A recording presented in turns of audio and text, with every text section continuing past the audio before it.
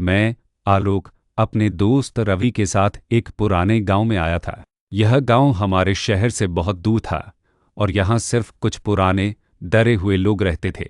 रवि को इस गांव के बारे में एक रहस्यमय लोककथा का पता चला था। कहा जाता था कि गांव के बीचों बीच एक कुआं है जिसमें हर अमावस की रात को कुछ अजीब घटित होता है। गांव वालों ने हमें बताया कि वह कुआं श्रापित है और उसके पास जाने की हिम्मत कोई नहीं करता। उन्होंने कहा, बाबू, उस कुएं में मत झांकना। जिसने भी झांका है उसकी आवाज हमेशा के लिए वही समा गई है।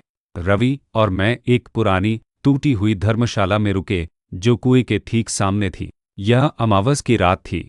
आसमान में एक भी तारा नहीं था और अंधेरा इतना घना था कि अपनी हथेली भी साफ दिखाई नहीं दे रही थी। हवा बिल्कुल शांत थी, जैसे किसी ने उसकी सांस रोक दी हो। कुएं के चारों तरफ सिर्फ सन्नाटा था। यह सन्नाटा डराने वाला था, जैसे कोई खतरा बिल्कुल पास में हो और हम उसे देख ना पा रहे हों। रात के ठीक 12 बजे रवि और मैं धीरे धीरे कुएं के पास गए। हमारी टॉर्च की रोशनी कुएं के पत्थर के मेड़ पर पड़ रही थी। कुआं बहुत पुराना था और उसके किनारे काई जम गई थी। हम दोनों ने एक दूसरे को देखा और एक गहरी सांस ली।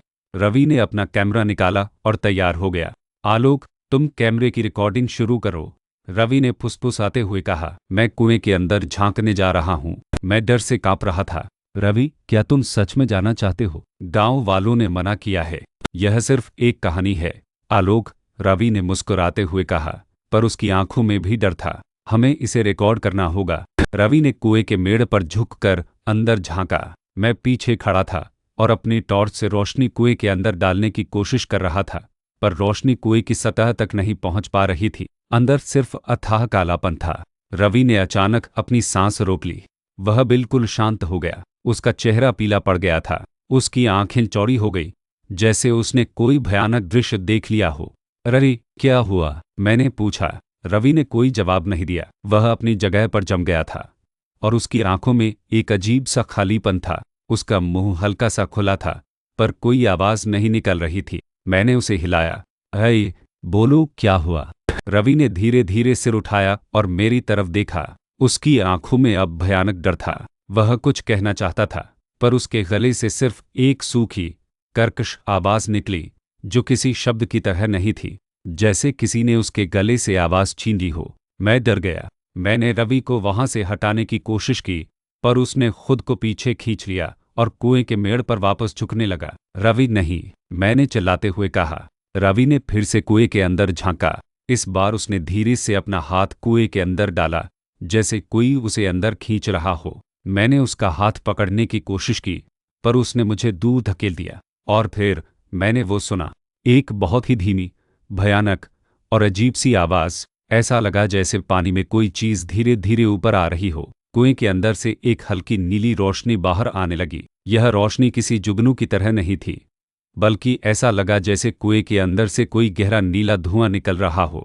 रवि ने अपना मुंह खोला और उसके अंदर से कोई आवाज नहीं, बल्कि सूखी रेत गिरने लगी। वह अपने मुंह से रेत उगल रहा था। उसका शरीर कांपने लगा। उसकी आंखों से नीले रंग के आंसू बहने लगे और उसके चेहरे पर की नसें नीली पड़ने लगी। मैंने देखा कि कुएं के अंदर से एक पतली, सफेद उंगली बाहर आ रही थी।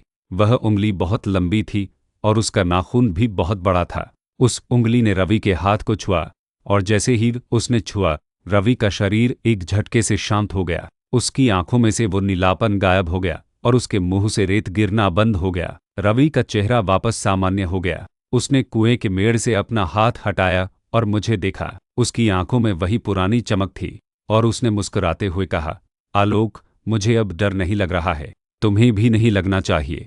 उसकी आवाज अब बहुत शांत और धीमी थी, जैसे किसी दूसरे इंसान की हो। क्या हुआ है, रवि? मैंने कांपते हुए पूछा। कुछ नहीं, दोस्त, रवि ने कहा, बस अब सब शांत हो गया है। रवि ने मेरी तरफ एक अजीब सी मुस्कान दी और वापस कुएं की तरफ मुड़ा। इस बार वह कुएं के अंदर कूदने लगा। रवि, रुको, मैंने चिल्लाते हुए उसका हाथ पकड़ने की कोशिश की, पर वह कुएं के अंदर जा चुका था। मैंने उसकी आवाज को पुकारा, पर कोई जवाब नहीं आया। मैंने कुएं के अंदर झांका, पर वहां सिर्फ अंधेरा था, न ही कोई आवाज और न ही कोई हलचल। वह नीली रोशनी भी गायब हो चुकी थी। मैं उस रात वापस गांव की धर्मशाला में गया और सुबह होते ही सीधे शहर वापस चला आया। मैंने गांव वालों को सारी बात बताई, पर उन्होंने सिर्फ सिर हिलाया और कहा, तुम्हारे दोस्त की आवाज़ अब कुएं में समा चुकी है। हर अमावस को वह अपनी कहानी दोहराएगा। मैंने रवि के परिवार को बताया कि वह लापता हो गया है, पर मैं उन्हें सच नहीं बता सका। मेरे पास जो कुछ भी था वह कुएं में रिकॉर्ड किया गया वीडियो था। जब मैंने वो वीडियो देखा तो उसमें सिर्फ मेरा डर, मेरी चिल्लाहट और मेरे हाथ कांपते हुए दिखाई दिए। रवि जब कुएं में झांक रहा था तो उसकी आंखों में क्या था वह वीडियो में नहीं था। उसकी आवाज़, उसकी रेत, सब कुछ रिकॉर्डिंग में नहीं था। बस मेरी चीखें और रवि का शांत चेहरा था। आज भी हर अमावस की रात को जब मैं अपनी छत पर अकेला होता हूँ तो मुझे दूर से एक धीमी, अजीब सी आवाज़ सुनाई देती है। यह आवाज़ किसी की कहानी बताने की कोशिश करती है, पर वह पूरी नहीं होती। यह रवि की आवाज़ नहीं है, यह किसी अज्ञात व्यक्ति की आवाज़ है जो कुएं में फंस गई है। और मुझे डर लगता है कि शायद किसी दिन मेरी आवाज़ भी उसी कुएं में समा जाएगी।